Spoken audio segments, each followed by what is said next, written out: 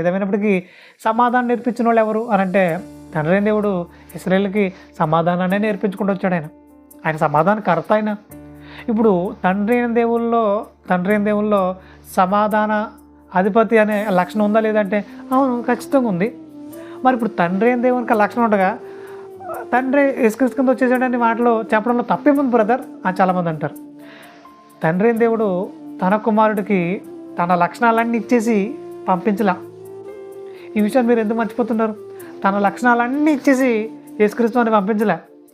యేసుక్రీస్తుని పరిశుద్ధంగా ఆ భూమి మీద పంపించాడు. యేసుక్రీస్తు అనే కాదు, నేను మళ్ళీ చెప్తున్నా, చాలామంది దారి తప్పించేస్తున్నారు. జనపాపం ఉందంటున్నారు, జనపాపం లేని కాకలేదు. యేసుక్రీస్తు అనే కాదు, దేవుడు ప్రతి ఒక్కరిని ప్రసంగి గ్రంథం 7:29 వచ్చిన ప్రకారంగా యథార్థవంతులుగా పుట్టిస్తున్నాడు.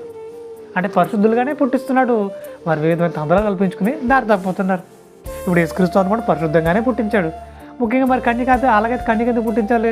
మరి సంసారం చేసిన తర్వాత అలా పుట్టించవచ్చు కదా. అలా పుట్టించినా ఏం కాదు, ఆయన పరిశుద్ధనే. ఆయన యేసుక్రీస్తు వారు పరిశుద్ధంగానే పుట్టినట్టే. కాకపోతే ఒక సూచన మీకు చూపిస్తున్నాను. యేసుక్రీస్తు వారు అందరిలా పుట్టాడు. అంటే అందరూ తల్లిదండ్రులు కలవడం వల్ల పుడుతున్నారు కదా, అలా పుట్టాడు.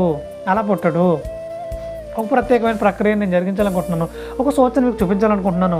కాబట్టి ఇది ఇలా కన్యక పుడుతున్నాడు అని చెప్పేసి ఒక కన్యక పుట్టించాడు తప్ప తల్లిదండ్రులు కలవడం ద్వారా పుట్టినా ఆయన పరిశుద్ధుడే, పాపి కాదు.